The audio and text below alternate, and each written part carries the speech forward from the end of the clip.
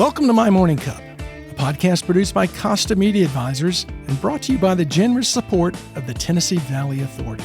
To learn more about TVA's impact on our community, follow TVA on Instagram at TVA and on Twitter X at TVA News. My Morning Cup, where we have interesting conversations with genuine people. I'm Mike Costa, your host.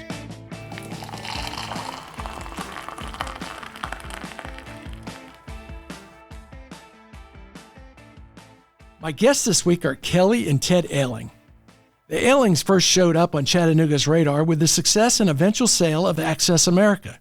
Today, Ted and Kelly are tremendous contributors to Chattanooga's future. They founded Chattanooga Preparatory School, an all-boys public charter school. Kelly and Ted, welcome to My Morning Cup. Before we find out how many strokes Kelly has to give Ted on a golf course, let me ask, what's in your morning cup? Well, funny question. We actually found some coffee in Maine about 2 years ago. And I typically don't like blueberry coffee or any flavored coffee, but this is a blueberry coffee that we get mailed to our house now, probably once a month, wouldn't you say, honey? Yes, once a month. And it's we love it. It's so I'll get you a bag of that. Oh, I'd love it. And blueberries are huge in Maine. Right. Yes, Yeah. yes. My wife and I went to Maine this last fall on what was it? I guess it was an anniversary trip, delayed a year. It was our 35th anniversary trip, and we went up to Boston and then drove up the coast of Maine, ended up in Bar Harbor. Oh, beautiful. And fell in love with Bar Harbor. And That's where we got the coffee in Bar Harbor, Bahama. Is that not the best place in the world? We loved it. We had such a great time. We did the exact same trip, actually. Mm-hmm. Well, we decided if we ever show up missing, you might want to check Bar Harbor because we'll probably be there. Well, I'm so excited you guys came in, and I know that a lot of people will get a lot out of this conversation because you've done so much already and you're still very young. But you had an interesting life growing up too. Kelly, I know you traveled quite a bit, not traveled, but moved around quite a bit, lived in the Dominican Republic, lived in Hong Kong, lived in Malaysia. What was that like? You know, as a child, when your parents come to you and say, we're moving to Hong Kong, you don't think it's real. Yeah, I bet. I was in middle school. I was actually born in the Dominican Republic. My dad was designing a golf course, Casa de Campo, down there with Pete Dye. So my brother and I were both born down there.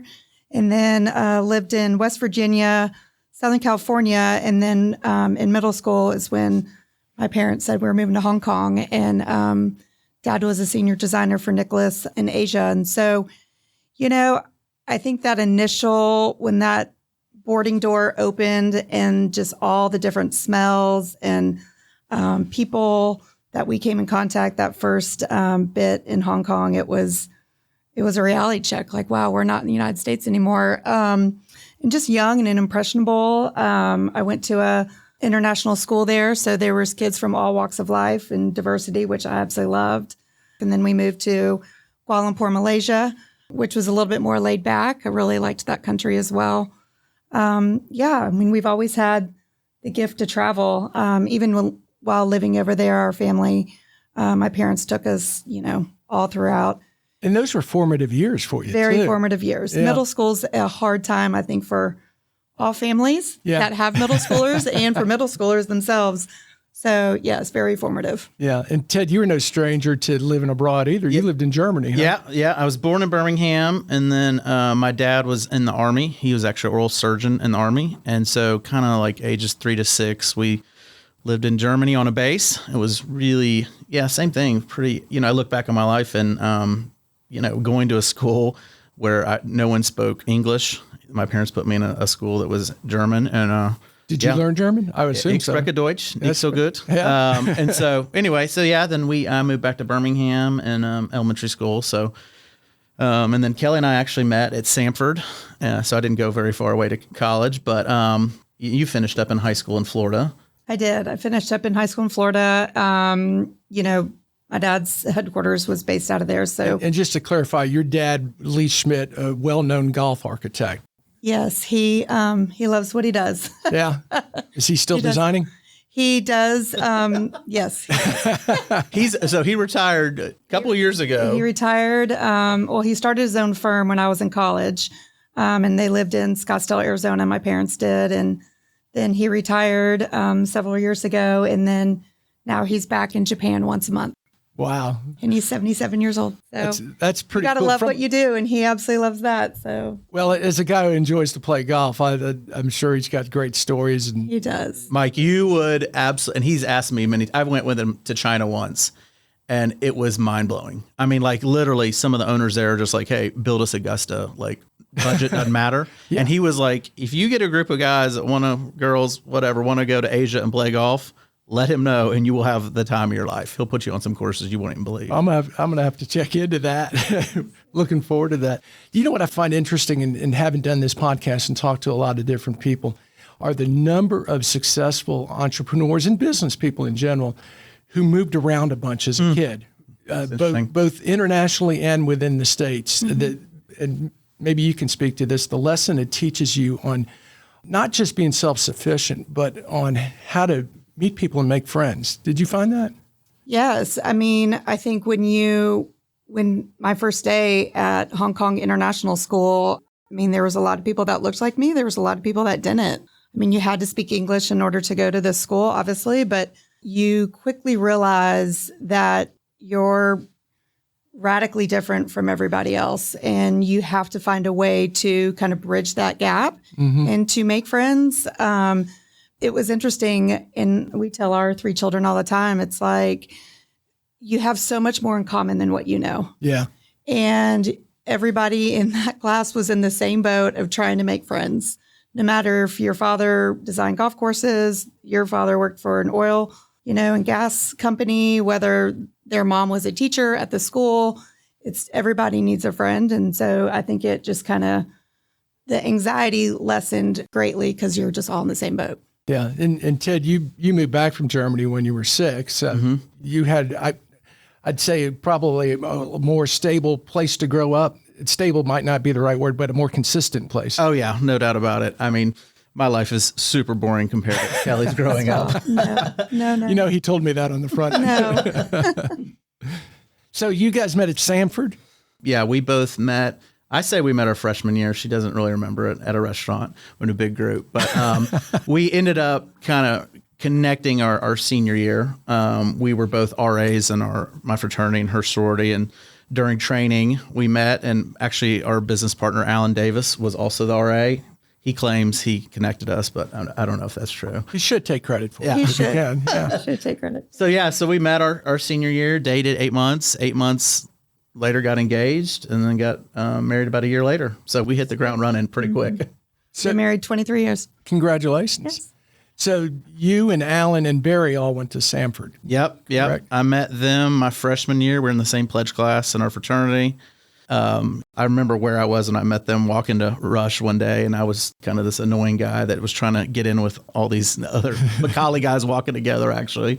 And they haven't been able to shake me loose yet. So we've been friends for a long time.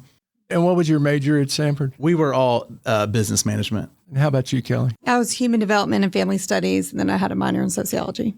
What is it about Samford and successful entrepreneurs? We had Patrick Wells on not too long ago. He went to Samford. And really, what's in the water in Alabama? Because you got Cam going down there. I mean, it seems like all these successful folks in Chattanooga have an Alabama tie. That's interesting. I don't know. I think we've been trying to recruit, people to Chattanooga. And I think, everyone we talk to from Birmingham, where I'm from, you tell them you live in Chattanooga, the next 3 words or 4 words are Chattanooga is so cool. Yeah. And so it just has that vibe where people want to be here. And so I think it's easy to recruit folks to our community. I'll tell you, after I left Channel 9, I did 18 months commuting to Montgomery. Oh, yeah. And I would go down there, and I was meeting people, and they said, well, where'd you come from? I said, I'm from Chattanooga. And the response was, what the hell did you come here for? And it took me 18 months to answer that question, say, I think I'll go back to Chattanooga. So I do want to touch a little bit on how Access America was formed. I do want to get to Chattanooga Prep, but that kind of leads into the story. So you meet Alan and you meet Barry. and you get out of school and you go to work at C.H. Robinson. Yep. So yeah, Kelly and I were Birmingham for a minute for C.H. Robinson. Then we got transferred to Nashville, and we had a great couple of years with that company. We came on a sales call to Chattanooga, and with CH, and me and Barry and Jim Large were sitting around. Barry's dad, they owned Key James Brick, an old Chattanooga mainstay business, brick distributor that did brick in Chattanooga, Cleveland, and Dalton.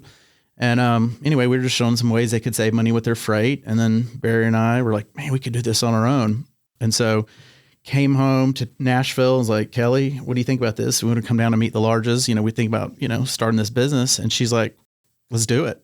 And so I think a lot of early on having the support of Kelly, and I think her growing up, as I reflect, her just having an entrepreneur father, that mattered. And she was okay to let's go for it. Because we talk to a lot of folks that, have parents that are in government or education, and they're just so fear-based to jump for it. And so we, had Kelly's support, and, we didn't have a dollar to our name. So we moved here in 2002, and, we were all in. And I tell this story, but it was true. Kelly and I on the weekends would go to Cleveland. We'd go to pilot truck stops. We would talk to truckers. I mean, we literally were in the back of truckers' cabs early on. Kelly was with me. Do you remember what was what was the guy's name? You remember? Cornbread. Cornbread and biscuit. And so we were handing out business cards and just kind of hustling. We're like, "Hey man, it's a good looking truck. Where are you going? Savannah? Oh yeah, we got some freight coming out of there. Give us a call." And so, the early days were a lot of grind, and I was, being married at that point was just such a superpower for me. I mean, just having Kelly by my side and support, she just knew what it took, the amount of work and hours, and just, it's not 9 to 5. It was for a long time, just, a blur, honestly. I think you bring up an important point there. And part of it is generational for me, because I feel my generation was raised on, go find a good company and a good job, and you move to the city where the job is, and it downplayed risk. But I think, Ted, you make a great point about how you grew up, Kelly. You're moving all over the world because your dad is a golf course designer, and then he decides to go out on his own. So you were kind of in that from day one. Mm-hmm. Yeah. I mean, I don't know. Our family was never really fear-based, because you just kind of just go where the work was. And we moved a lot and went to a lot of different schools. And it all worked out too. And it worked out. Yeah. I think it's almost a blessing. I mean, I tell families all the time, it's like travel, travel, travel. I mean, no matter if it's locally or in the United States or internationally, it's like, just go. But I do remember those early days of Access America. I mean, I remember thinking, Dad, is this safe? We're in the back of these trucks right there. But I trusted him. And then we would always have a pad of paper in our car, and he would be driving, and we would come up next to these 18-wheelers, and we would write down the name of the company, where they were from, just to get back hauls. And, it was crazy. Oh, and I mean, vacations were work vacations too. I mean, I'm like, oh, there's some shippers here. We're going to go to Florida or New Orleans or whatever. I'm going to spend time walking in, shippers' doors and that sort of thing, trying to figure out who's shipping freight. Well, you were constantly prospecting. Which is being all in. You're looking at everything as an opportunity, as it was. Was the backhauling very common at that time, or was that something? It really has radically, the industry has really grown, freight brokerage. Yeah. And so, off of Access America after our sale, I mean, there's at least 30 other freight brokers in Chattanooga now, which Kelly and I love. We think it's, the unfair advantage of Chattanooga is the amount of just great transportation logistics companies here. Obviously you have the big ones, U.S. Express and Covenant and Kenco and Tranco, but off of that, there's just a pile of businesses. And it's exciting for us because, we had a friend the other day, he's like, I'm deciding between two $200,000 offers between two local logistics companies. Wow. And for our local economy, oh my God, that's so awesome. And so we want to just continue to double down on that as a city. I think is recruiting those businesses, because with the talent is here, our talent density is so huge, and obviously Craig Fuller's been a huge part of that, just with what he's doing with Freightways, and he's kind of the megaphone for our industry now. So we're lucky to have him. Yeah, we had Craig on. He was a great conversation too. So you guys moved here 2001. I came here in about 2000. And when I got here, I thought I'd be here 3 years. You know, that's kind of the norm for the television business. And I knew Chattanooga's history, but I also saw some of the changes going. What was it that you saw when you got here that said, you know what, this looks like a place we could be? Well, when I first came, Ted came first. He and Barry lived with each other for a while. You're back in the fraternity. Yeah, Yes. literally. Well, I stayed back to sell our house in Nashville. And then when I came, I wanted, to work in nonprofits. And so I started working for Habitat for Humanity and absolutely loved it, and had just a great group of community within that office. And yeah, I learned early on that even though we were not from Chattanooga, everybody we met, it was just like very encapsulating. I mean, they just very welcoming. And so, yeah, I mean, I think it was early stages when we first got here that we just felt welcomed and like, this is a place we can see ourselves and also raising a family. Yeah, I think Kelly and I mean, we didn't think of this at the time, but I think as we lived here longer, we just think, Chattanooga's got some deep roots here. Mm-hmm. And, we want to plant a lot of seeds and take a 20-year approach of this community and really see the fruits of our labor and like have long-term relationships with folks. And, we've kind of picked an industry with some like long-term people, like our business partners. And so, yeah, we've just kind of, we're big on relationships. As you formed Access America, and I read an article the other night, you kind of wanted to break the mold, and these are my words, of how a company's structured, what's accepted, what's not. But one thing you brought up a couple of times, we wanted to continue to have the fun that we were having in college. Yeah. Can you talk about those early days with Barry and Alan, and then how you grew the company and how you did things differently? Yeah, we, I say it all the time, we were just a group of folks that loved each other and cared about each other. And it didn't matter that we were doing logistics. We think we could have done anything if we were aligned together. And so we really encapsulated our families, and we had really great Christmas parties and fun trips for folks. We wanted to pay a really good wage. We wanted our folks to make a lot of money and to be able to, do what they want, have a great house and car and whatever they wanted to do. And so I think we focused just on our people. And, we weren't a logistics company, we're a people company. And business culture is just really the values of like the founding team.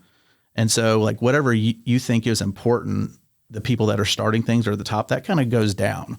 And so we really focused on hiring like great people, 9s and 10s that worked hard and kind of played hard, I guess. I think that's an important point, because so much of business over the last 20 years has been shareholder value. You do everything for the shareholder, where really the success, in my opinion, comes from if you take care of your people will take care of you, and you'll have a successful business. Yeah. I mean, go to Costco, right? Yeah. I mean, those people get paid way more. Look at Buc-ee's. Yeah. Look at these companies that are taking care of their people. Like, you're like, wow, they're the ones that are really kind of winning.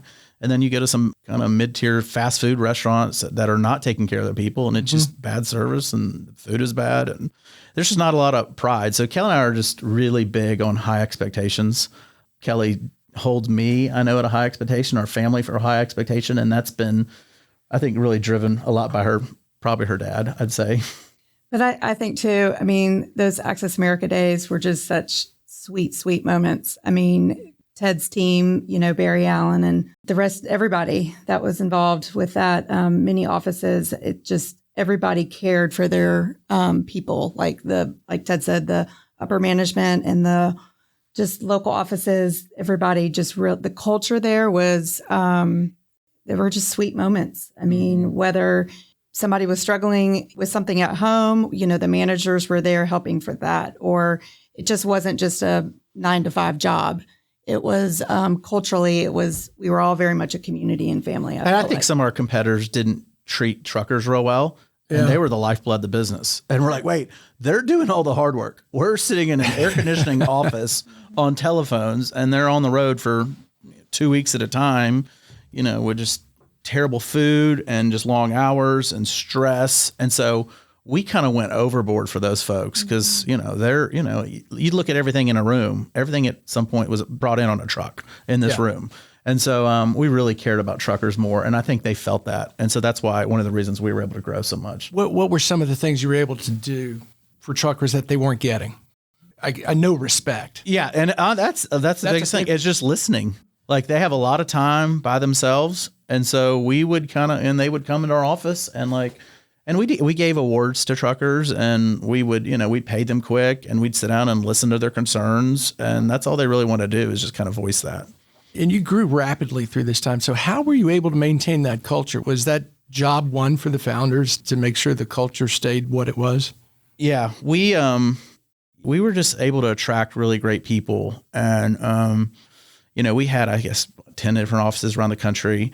And we had some really great early employees like Steve Cox and Chad Eichelberger and Ronald Ramsey, are kind of the three guys, a guy named Rob Farber. We just had a lot of folks that were super committed to their people and to the growth of the company. And like you said, we were just having fun. I don't know. Yeah. People that have more fun have more joy, and they come to work pumped up. So I don't know.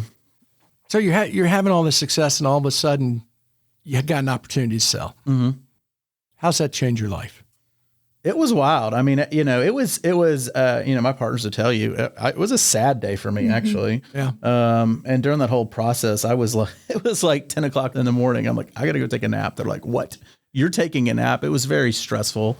The company was growing, and we had been doing a lot of other stuff with Lamppost at the time, and having a lot of fun just starting more stuff. And we felt like at the time Coyote was like the best fit. They had really great technology.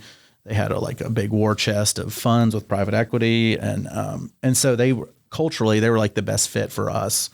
And so, we sold the business, and then Kelly and I and the kids took a year sabbatical to London, which was just totally life-changing.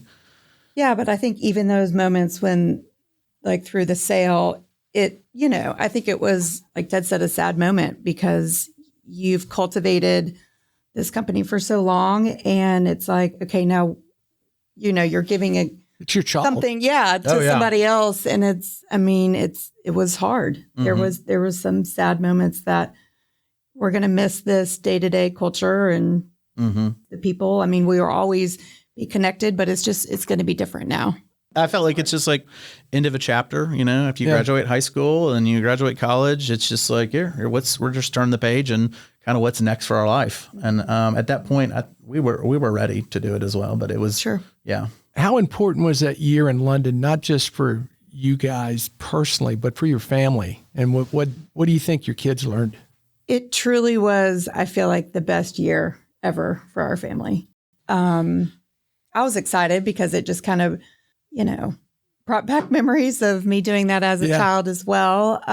So yes, we have 3 children, and they all went into just a little British private school that was down the road from where our flat was. And it just was intentional time with the family. I think we needed that after just the craziness of the sale of Access America, just to try to regroup as a family and to dig deep and okay, Lord, what next? You provided so much, and let's just really hone in and listen to our own children on, okay, what do you see us doing? What do Ted and Kelly prayerfully want for the future?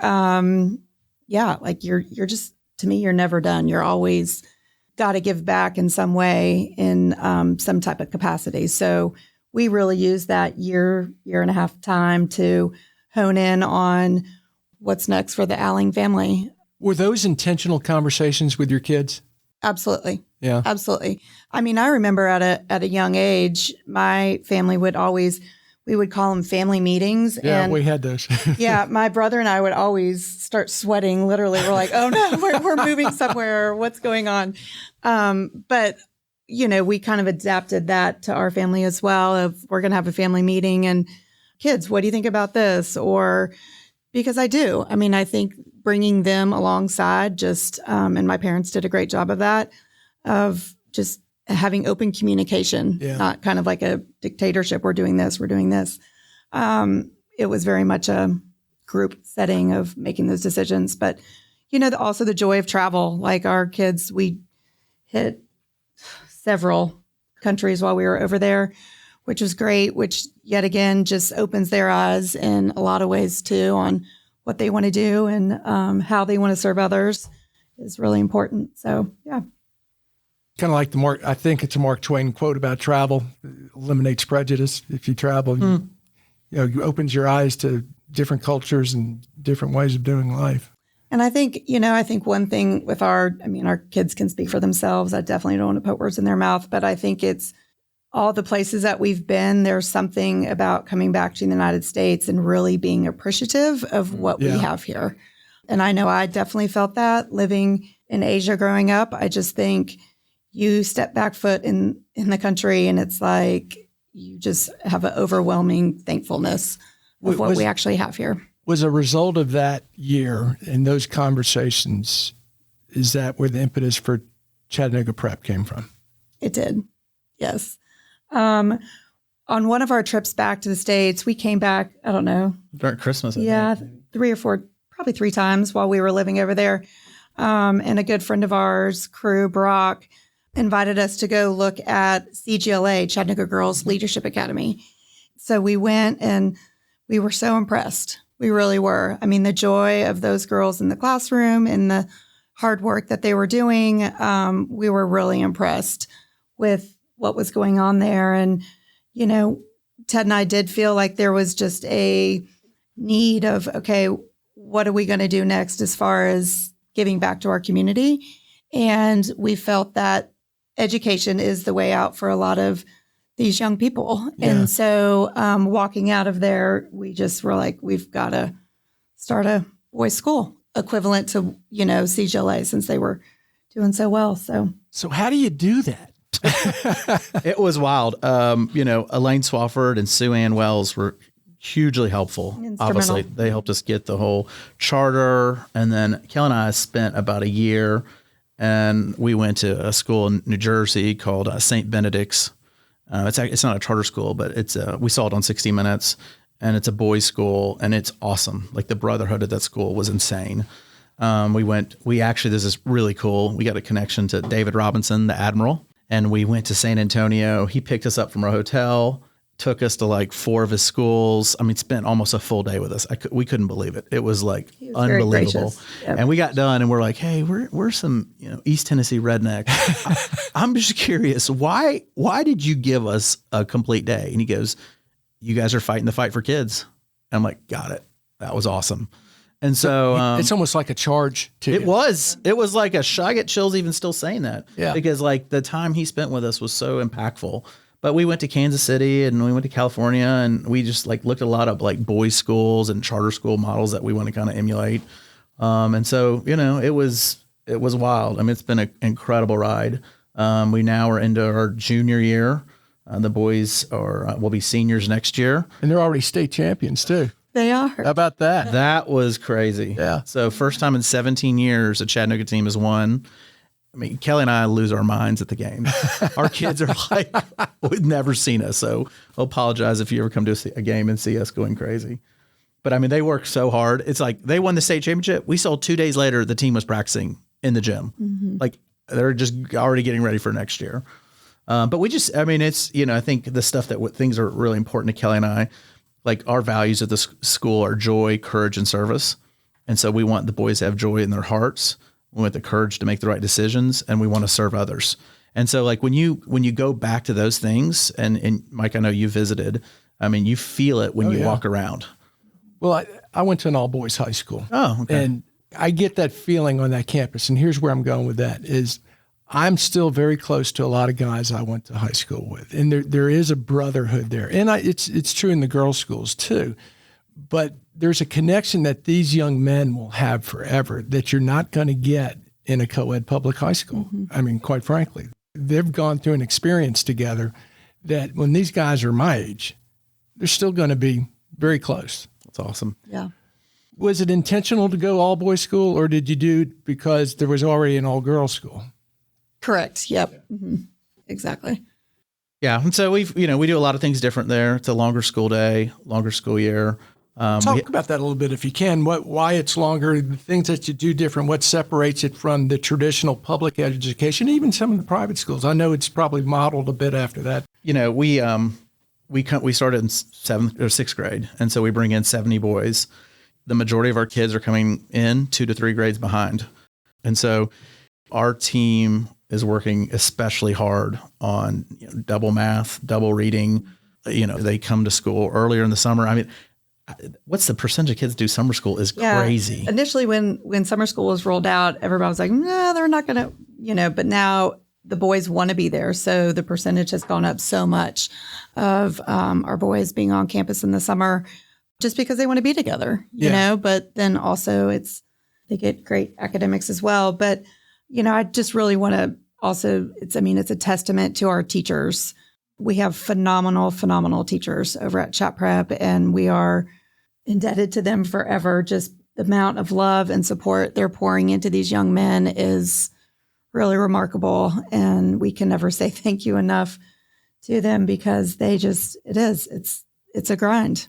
I can't imagine the bond that first class has now and will have 20 years from now. True.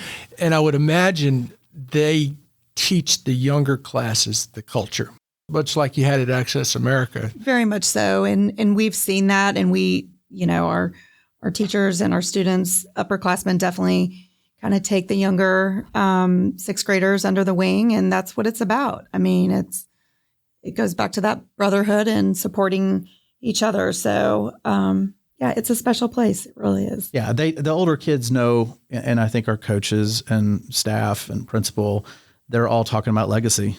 Like, this school's going to be around for generations. And like, you guys are setting the bar really high for generations to come, and they feel it in their hearts, and they're bought in. And, we have a culture of excellence. Like, our basketball team's great. Our chess team is phenomenal.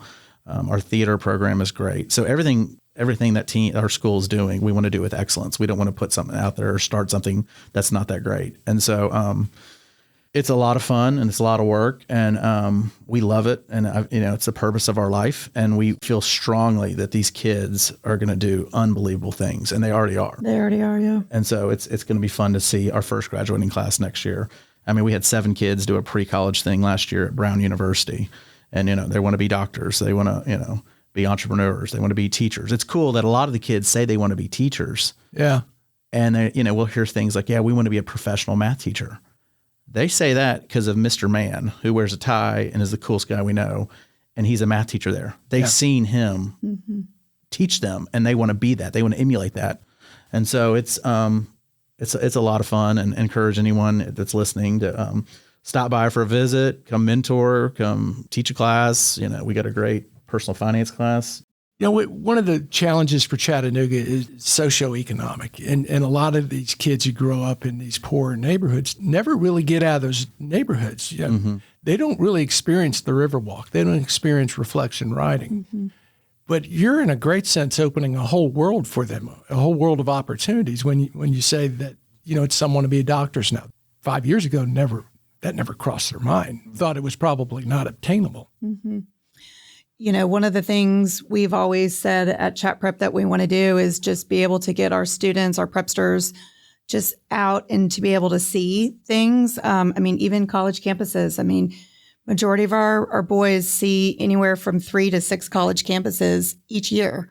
So it's, just seeing what's out there is then going to help them to kind of reflect internally. Oh, I'm interested in this. I didn't realize that was out there. I can actually do that as a job, whatever. So I just think giving them the experiences is so much, of it as well. When you guys met at Samford as RAs, did you have any inkling that 25 years from now, you'd be launching a charter school? No, I did not. Probably not. I think if my teachers through elementary up through college, if I told them we opened a school, they'd probably have a heart attack. I personally was not a great student. And I see myself in a lot of our boys. I really do. And I wish I had the teachers that these boys have. That had to be difficult for you because you had a new school every couple of years. Right. So it was hard to kind of get in the rhythm and to have the relationships that these young men have. But yeah, no, I would never have thought we would have started a school, but it's truly the greatest thing I think we've ever done. Have you had people from across the country reach out to learn from you? Well, I don't know if you know this. We are launching our second school in Knoxville. We'll give that a quick shout out. It's going to start in August. Governor Haslam and Jimmy, his brother, and Chrissy and Dee all visited our school about a year and a half ago. And they were 5 minutes into it. They're like, we got to do this in Knoxville. And so they have been great partners. And we've got an awesome team. It's been wild. I mean, the culture is getting, recreated up there. Shout out to our CEO, Brad Scott. And he's just, he's determined to make it happen. And so we're going to start this fall with 80 or 100 Wow. boys. 100 so it's young going to men. be bigger. We got All a bigger sixth facility grade? up there. Yeah. All sixth grade. And so we are super pumped about Knox Prep and the future basketball and chess matches against each other. So it's going to be fun. It's been, we never thought we'd be doing more than one, but it's, you got to keep serving kids. Yeah. And, we see what's 100%. happening, and we'll just see how number 2 goes. Well, and I think it's such a good example because you guys have not just bought into community service, you're actually doing it. And a lot of people, I think, whether they're starting their business or they're trying to grow something, it's singular focus, and that box doesn't always get checked. It seems like it was very important for both of you to be involved in the community. Yeah. I mean, I hate to bring it back to childhood, but I mean, I remember being on the farm in Indiana, and my grandmother would say, what are you going to do for somebody else today?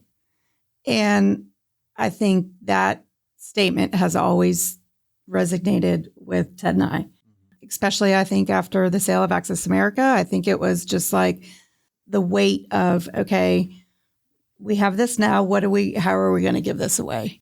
After you sold, it was almost a weight of responsibility that, oh my goodness, we've had this great fortune come our way. Yeah. And I think it's a biblical thing as well. It's like too much is given, much is expected. And our relationship with the Lord is a strong part of our marriage and our family. And so we just felt accountable in a way to, okay, what, and everything that Chat Prep is today, I mean, came from just prayers of how we got to where we are today. But I think it's a weight of you got to give back.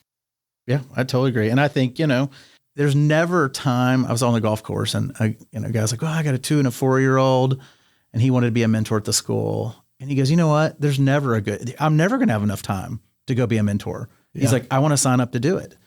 And it's like, you just have to take action and be like, just go in, because you're never going to have enough money to give away or whatever. Just do something, right? And get involved with certain things. And so, we're a big believer in this town. We think it's the best mid-sized city in the world, and we think it's the best place to start a company and raise a family. And we want to help the whole community, not just the top of the community. We want to help these young folks that are coming from disadvantaged backgrounds to be, great husbands and great fathers and great positive contributors to our community. And in the next 10 years, people are like, whoa, where did those folks come from? And it's been a lot of hard work from a lot of people. And so we're just lucky to be a part of it, honestly. How does a young man become a student? Is there an entry requirement? Is there a test? Is there a lottery? Unfortunately, we are in a lottery. So there is a month-long window of when applications come in. There's no test. You have to live in Hamilton County in order to apply to the Chat Prep. It's just basic name, address, phone number, as any other public school would have it. Because it is a public school. Yep, public charter. So they apply that way. And then if there's more than, our allotment is 75, 85 students after that deadline, which we have been, then we unfortunately are in a lottery. So currently we are on a wait list as well. So it's first come, first serve. Yeah. I do want to touch on a couple more things before we run out of time. But what you're doing with Chattanooga Prep is going to benefit this community, not just now, but 10 years from now, 20 years from now, 50 years from now, because you're training the leaders of tomorrow, and that's going to benefit us tremendously. Yeah. I don't know. I look at it as it's benefiting us as well, that we just get to be a part of these families. Yeah. Got to be very rewarding. I'm very, very thankful for every one of those families at that school. They just, they bring our family joy. They mentor our children. It goes both ways. It's really cool. I mean, I think Kelly and I are using our social connections to give them opportunities with like internships this summer. Like a pile of kids are interning at Brickyard, and they're like embedding. And like one kid who wants to be a computer programmer, he wants to go to MIT. He just keeps showing up and embedding himself with the team. And they're like, well, it's like, and he just wants to learn, he's hungry to learn. So we're using kind of our social network to give these kids connections that would not happen without the school, without a doubt. And so that's what we're really excited about, is helping them understand how to, a certain percent of the kids to like go be their own entrepreneurs, how to like create generational wealth by having equity in companies and learning helping them to scale businesses. And that will be really cool when the first kid is able to do that. And that will happen at some point because they are hungry. Well, and since you brought up Brickyard, can you touch on a little bit about what you're doing now with Brickyard? Oh, sure. Yeah. So Brickyard is kind of led by Cam Doody and Matt Patterson, but me, Barry, and Allen are kind of the old guys in the corner. But we bought an old Persian rug factory off Main Street, and we're bringing in right now. I think there's probably 12 teams there, like kind of tech startup, mostly software based teams from all over the world. I mean, we have teams from Belgium and Austin and Chicago and California, Ecuador, but they've got to commit to Chattanooga. And why is that? Why do you want them to commit to Chattanooga? Well, there's like this kind of trough of sorrow where it's, it's cool to be on TechCrunch and kind of have your headline on a newsreel or whatever. And so you raise all this money and you're like, oh, wow, what do I do now? And so we are helping them to come and focus and be together and have some mentorship and like help them figure out how to scale the business and be a part of a bigger culture with other teams going through the same thing. And so, and selfishly, the truth is we have a company called Repower. Ironically, they moved here from Birmingham. Two guys came here, raised some money. We've helped them kind of scale their business. And now they have like 30 employees and they're based here. And that's pretty cool. Long term, it's going to create, hopefully, kind of like what Bellhops did and some other companies will create good jobs here and create more wealth with folks that, care about our community. And so, again, it's just like we're having fun. It's fun to be around these really brilliant there's 2 PhD Princeton AI guys that are here that are just like mind blowing. And they're working like 80 hours a week doing crazy stuff. And they're going to have like a chat prep kid interning this summer. So it's like helping, make Full those circle. connections, right? For those kids to learn from them. To use a baseball analogy, it's almost like a lot of cities go out and try and recruit the superstar, to bring that company in. And you guys are building a farm system to where a lot of those superstars started here and are going to stay here. Yep, exactly. And even if they don't leave, we've got some of our best ones move back to New York, and it made most sense for their company to go to New York. And we're like, wow, we've got some fans and now New York. And you have a connection. Right. Yeah. And they're telling other friends, hey, y'all should go down to this place in the Southeast and hang out for a year. Yeah. And so it's a long-term plan, and it's a lot of fun. Well, I do have one last question for you, but before we get to that, I do need to remind our listeners who makes all of this possible. Thank you to the Tennessee Valley Authority for sponsoring My Morning Cup. Follow TVA on social media to learn more about its multifaceted mission of service, and visit TVA.com/do good here to explore more exciting career opportunities from TVA. All right, I've got the last question for each of you. It's the same question, but Kelly, I want you to answer it first. What would you tell your 25-year-old self is important for a happy life? I think, this day and age, so many people look at, when Ted and I were in college, we didn't have social media or cell phones. But a couple people had cell phones. Not many, though. Not many. I think so many times, I just see it in our own children and our students and, constantly looking at social media of like, oh, you got to do this to be happy. And you've got to, I would say just throw that out the window. just really lean into what your heart and gut is telling you. If you like crocheting and you want to be like the best crocheter, well, then go do it. And I think the Lord would 100% open doors for that. And I just think just get out of the box and really strive to do what makes you happy. And I think we did that. But yeah. But I think that peer pressure thing is the peer pressure important thing is really, particularly through social media. Yep. You look on Instagram and you see someone you went to high school with, and they're standing on top of their Maserati in Monte Carlo, on top, and you're going, wait a second. Are they really happy? Yeah. We tell our 3 children, just push the envelope, like ask questions, travel, just get out of the mundane grind. And granted, you have to grind and work hard.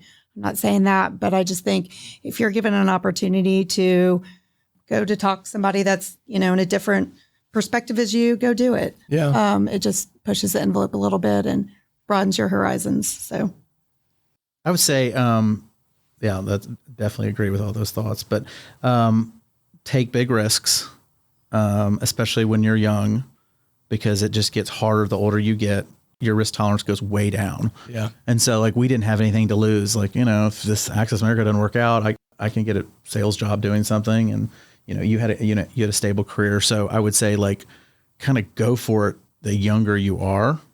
So, and travel and go live somewhere, I think just getting out of your box, like you said, is great. And I'd also say focus on getting really good at something. If you're, publishing a podcast, be like the best publisher of podcasts you can be.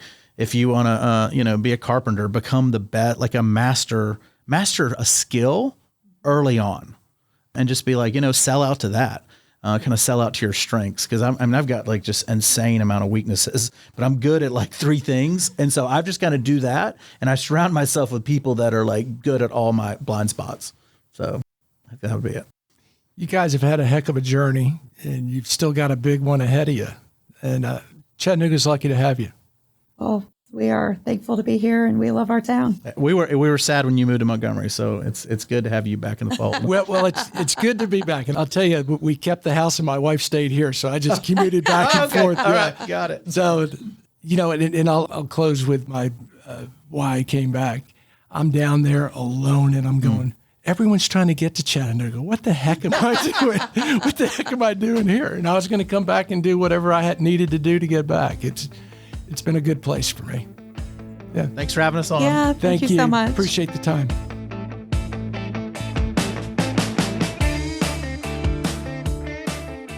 Thanks for listening to My Morning Cup, a podcast by Costa Media Advisors. If you liked this episode, please share it with a friend. I release a new episode each week, so be sure to subscribe on Spotify, Apple, Google, or wherever you listen to podcasts.